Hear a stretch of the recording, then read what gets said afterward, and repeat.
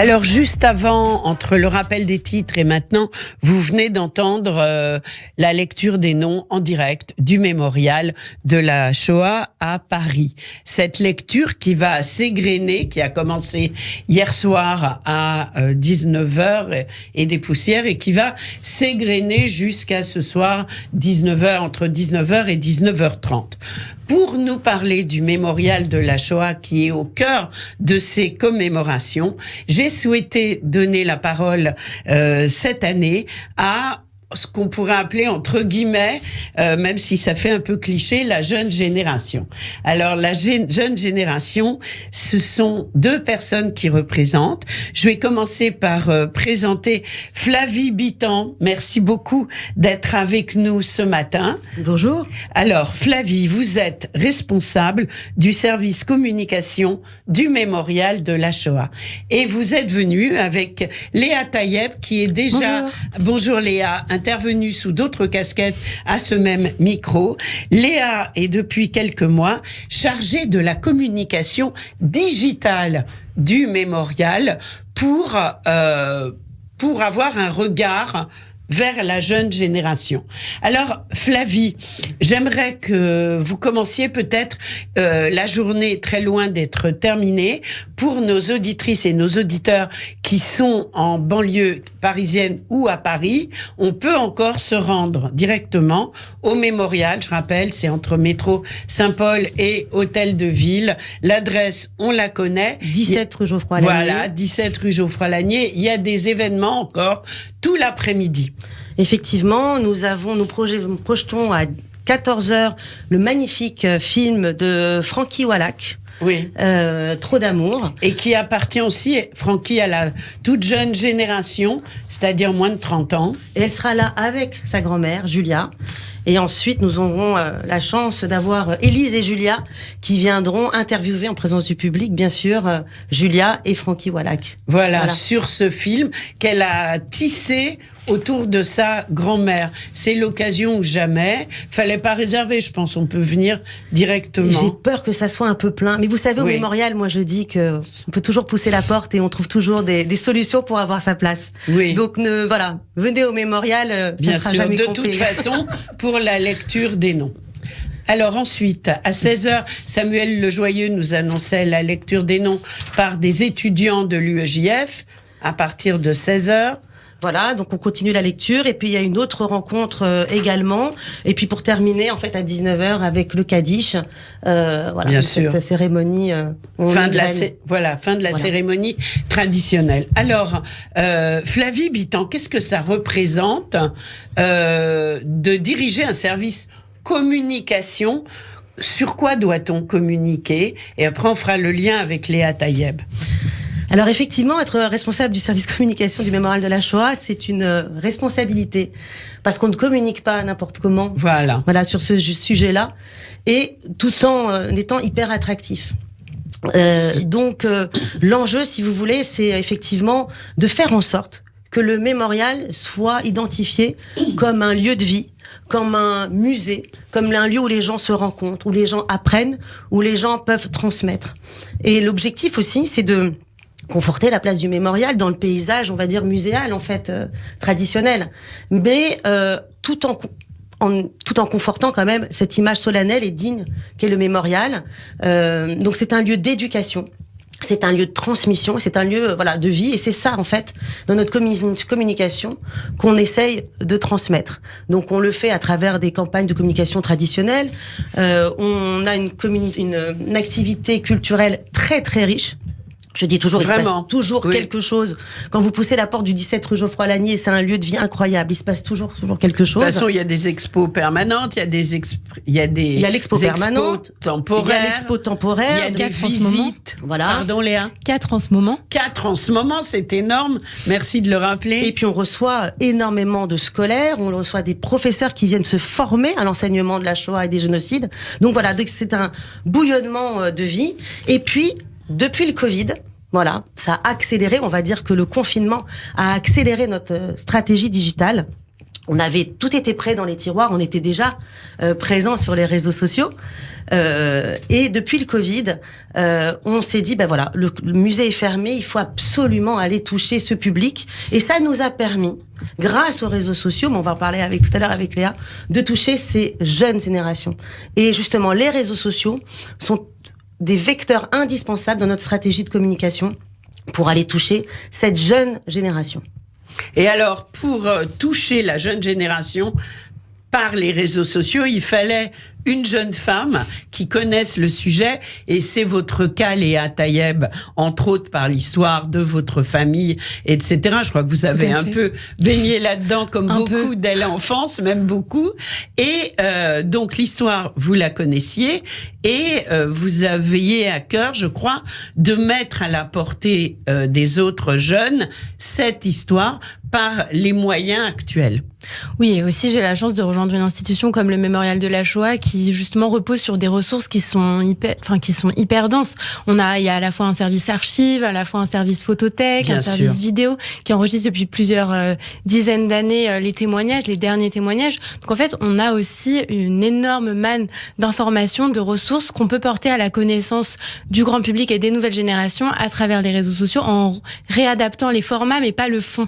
Juste on change la façon dont on s'adresse aux nouvelles générations. On va par exemple fonctionner avec des formats très didactiques, très journalistiques, très pédagogiques et très faciles d'accès. On va aussi faire en sorte que les historiens puissent s'exprimer à travers ces réseaux sociaux. Par exemple, Tal Brutman qui a récemment signé Comment les nazis ont photographié leurs crimes. Bien sûr. Il a analysé pendant plusieurs années avec d'autres historiens les photographies prises par les nazis. Alors il y a aussi, je vous interromps, une jeune génération d'historiens dont Tal Brutman fait partie, et ça c'est important, merci de le préciser. Oui, et qui s'exprime aussi à travers ces réseaux sociaux, et qui a été aussi interviewé dans pas mal d'émissions. Ce qui a permis de faire connaître son travail. Et donc lui, par exemple, j'ai eu l'occasion de l'interviewer sur cette photographie qui est la photographie, l'une des photographies les plus connues quand on parle de l'insurrection du ghetto de Varsovie. C'est le petit garçon, les mains levées, oui. Exactement, avec la casquette. Et en fait, il a fourni une analyse très poussée de cette photographie. Et on a découvert que juste derrière le petit garçon qui lève les bras, il y a une petite fille qui tire la langue. Un geste de défi, de résistance qui est inouï, inédit dans un contexte pareil. Il y a des et on le voit pas sur la photo, je me souviens plus. Et en fait, il faut vraiment poser son regard et finalement faire un effort supplémentaire et ne pas s'arrêter au premier plan. Et c'est finalement quand on est historien et quand on a les ressources nécessaires pour explorer la photo qu'on découvre des indices pareils. Et on découvre aussi à travers les photographies d'Auschwitz des actes de résistance que l'on ne voit pas si on s'arrête au premier plan.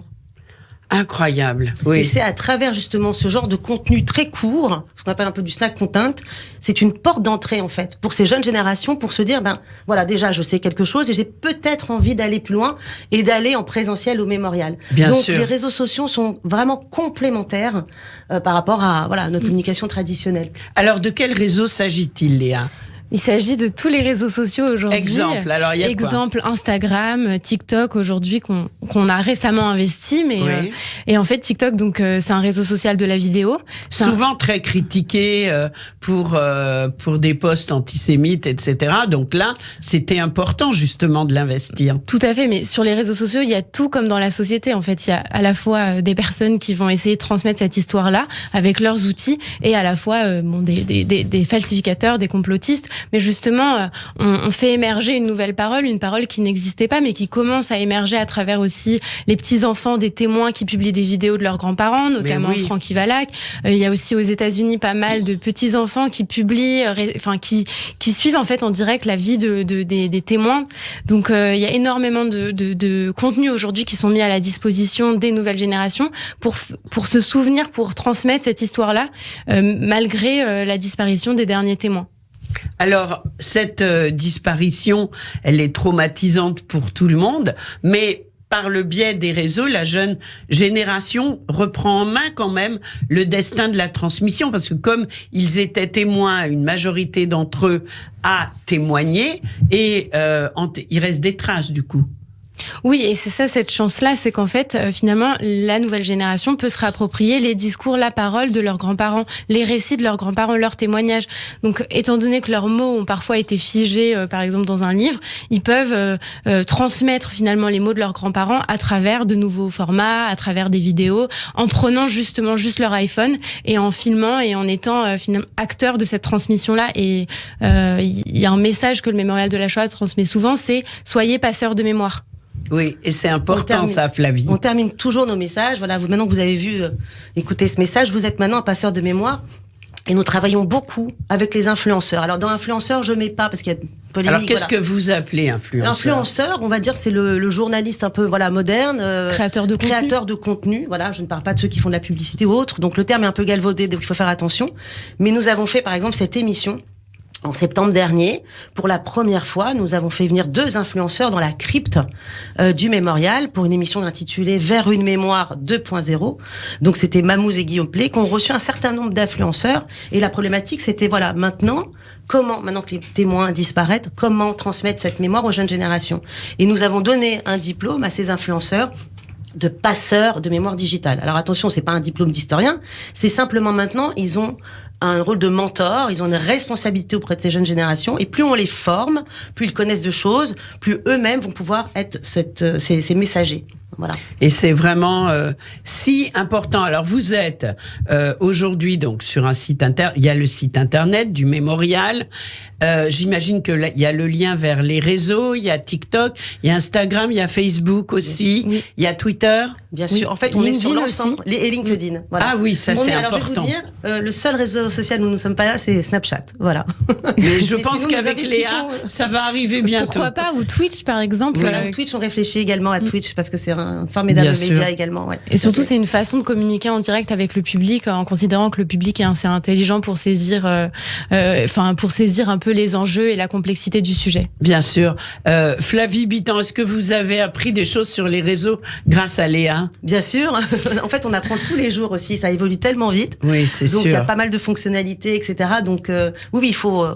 Et Flavie est très active aussi sur les réseaux sociaux. Oui, ça c'est important. Mais voilà. Après, il y a une question aussi. C'est très important d'avoir ce ton digne. Voilà, pour le mémorial de la Shoah, on peut parler de la Shoah, des génocides, quand on a un ton éditorial digne, et ça marche, ça fonctionne. Alors, j'ai posé... allez-y, Léa. Et tous les contenus qu'on publie à chaque fois sont évidemment basés sur les travaux d'historiens, de commissaires d'exposition, en tout cas de personnes qui ont travaillé pendant un temps assez long et qui ont consacré une grosse partie de leur vie à ce sujet. Alors, ça fait quelques mois que vous êtes au mémorial. Qu'est-ce que vous en avez appris, Léa Taïeb ? Qu'est-ce que ça représente pour vous ? Il y a des choses que vous avez découvertes ? Oui, on découvre en permanence, même ce que je vous disais par rapport à l'analyse des photographies, qu'en fait, on se rend pas compte quand on voit une photographie, on sait pas d'où elle vient, on sait pas la recontextualiser. Et c'est vrai que quand on a un historien qui nous explique qu'en fait, cette photographie, c'est une photographie de commande, une photographie de propagande, c'est vrai qu'on regarde plus les choses de la même manière. On apprend, en fait, en travaillant au Mémorial de la Shoah, à pas prendre les choses au pied de la lettre, en fait, à toujours recontextualiser, à revenir en arrière, à s'éloigner, à prendre du recul. Et ça, c'est essentiel pour considérer un fait, une information, et toujours à recontextualiser, toujours à être dans la précision, et surtout, en fait, la chance que j'ai en étant au Mémorial de la Shoah, c'est vraiment de pouvoir accéder à des personnes qui sont spécialisées, qui sont des historiens, des archivistes qui travaillent là depuis des dizaines d'années et qui, en fait, sont là pour nous transmettre cette histoire, même au sein du mémorial. Bien sûr. Donc c'est vraiment important parce que c'est un travail tout en profondeur. Même si le mot réseau, on se dit c'est léger, c'est pas du tout ce qu'on peut imaginer. Tout ce que vous publiez a été vérifié, travaillé en amont par des spécialistes, et ça c'est tellement important de le préciser. On a une rigueur historique qui est en adéquation en fait avec l'histoire du mémorial, qui est une institution d'histoire. Bien sûr. Donc voilà, tout ce qu'on écrit, on peut pas se tromper sur les dates, sur les mots, chaque mot a un sens. Bien sûr. Donc voilà, donc c'est pour ça qu'on vérifie tout, chaque virgule, les photos, enfin voilà, même quand on fait une affiche pour une exposition, on se pose toutes les questions pour vraiment justement ne pas commettre d'impair et être dans la rigueur historique. Alors justement, Flavie, vous, ça fait combien de temps que vous êtes au mémorial ? Ça va faire bientôt 10 ans. Ah oui, donc vous avez vu finalement les choses évoluer, le système de transmission, la communication, vous avez vu aussi nos survivants prendre de l'âge.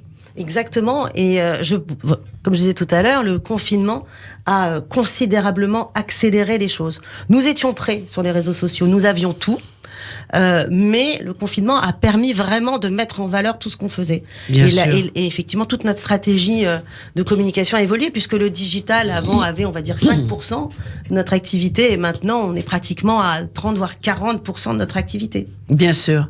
Alors, cette lecture des noms annuels, elle est vraiment au cœur de la problématique du mémorial de la Shoah, dirigé d'ailleurs par Jacques Fredge. J'avais envie de le dire quand même, voilà. Alors, Léa Taïeb, on les entend, les noms aujourd'hui sur les réseaux ? Oui, il y a une retransmission en direct qui est à la fois disponible sur Facebook et sur le site du Mémorial de la Shoah et sur YouTube. Oui. Et en fait, tout le monde peut nous on partage sur tous les réseaux sociaux le lien d'accès et puis vous allez sur la page d'accueil du Mémorial de la Shoah et vous tombez directement sur cette lecture des noms de façon ininterrompue, continue. Donc vous pouvez. Vous avez déjà lu ?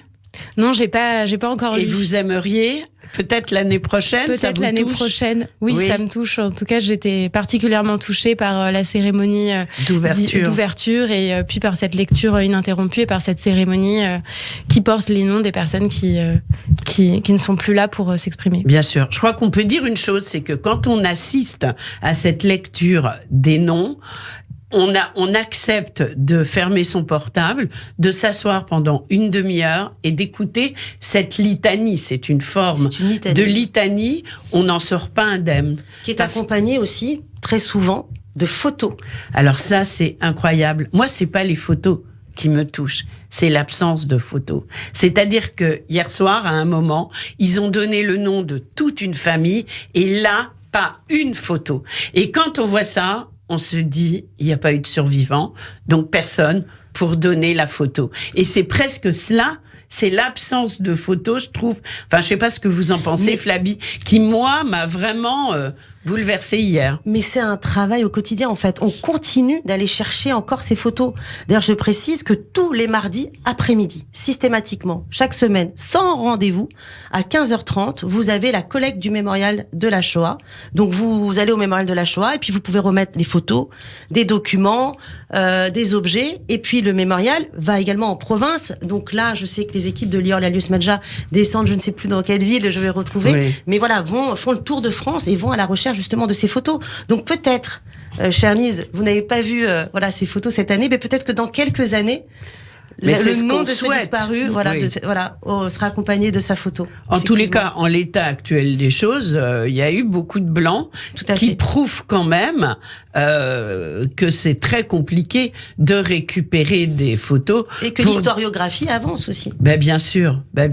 Mais justement, c'est la 3e génération qui a tendance à apporter les photos de famille au Mémorial de la Shoah. Pour justement les transmettre et faire en sorte que ça devienne des objets historiques. Alors, je voudrais dire que l'accueil est quand même très chaleureux au Mémorial de la Shoah, même en dehors de la lecture des noms, et que vraiment il y a je sais pas si vous l'avez travaillé, Flavie, avec les personnes qui sont à l'accueil, mais il y a beaucoup de bienveillance.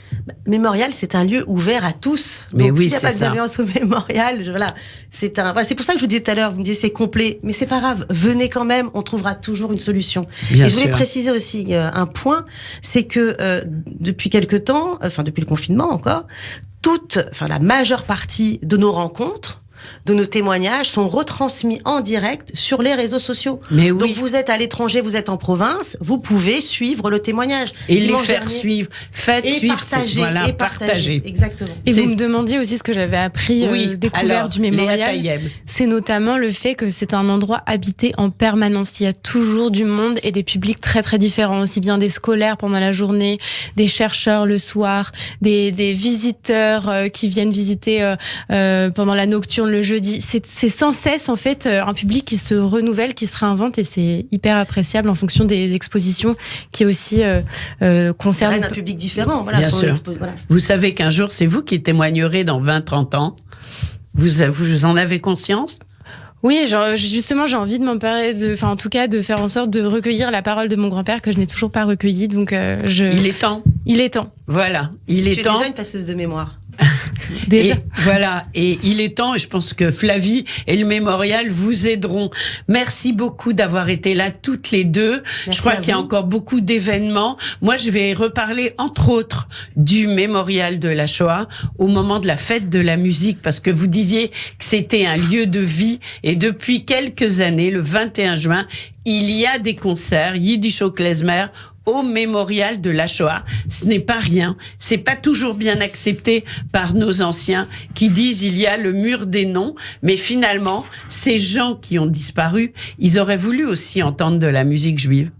Et c'est peut-être ça l'important, de les réintroduire dans la vie. C'est ce que vous disiez, Flavie. Exactement. Et surtout, alors, il se passe vraiment beaucoup de choses. Je voulais attirer votre attention sur le fait que sur le parvis du Mémorial, on va entendre la voix et on va surtout pouvoir voir la pièce sur Simone Veil qui s'appelle Les combats d'une effrontée pendant la nuit des musées, accessible à tous sur Mémorial. Donc on aura la pièce qui s'appelle donc Les combats d'une effrontée, interprétée par Christina Reali, à l'occasion de la nuit européenne des musées. Remarquable, elle avait été notre invitée. Donc sur le parvis, vous voyez un peu le symbole. La nuit blanche, parce qu'on participe, comme tout musée, à l'ensemble des manifestations culturelles. Nous aurons une installation d'un artiste arménien qui s'appelle Méli Kohanian pendant toute la nuit. Parce qu'on parle aussi des autres génocides au Mémorial de la Shoah. Voilà. Effectivement, quand on dit la Shoah et les génocides, et sur les réseaux sociaux, on communique beaucoup sur le génocide des Tutsis, sur l'Arménie. C'est vrai. Et nous avons, d'ailleurs, vous me tendez une perche magnifique, nous avons une journée, plusieurs jours. Un cycle de rencontres sur les atrocités de masse au XXIe siècle, sur justement le processus génocidaire, sur les Soudanais du Darfour, sur les Ouïghours, sur les Rohingyas et sur les Yézidis. Et ça se passe au Mémorial de la Shoah. Eh bien, vous êtes les bienvenus toutes les deux quand vous le souhaitez. Ça n'a pas besoin d'être Yom HaShoah dans le studio de Radio J. Flavie Bitan, Léa Tayeb, merci d'avoir été avec nous. Merci beaucoup, Lise. Merci.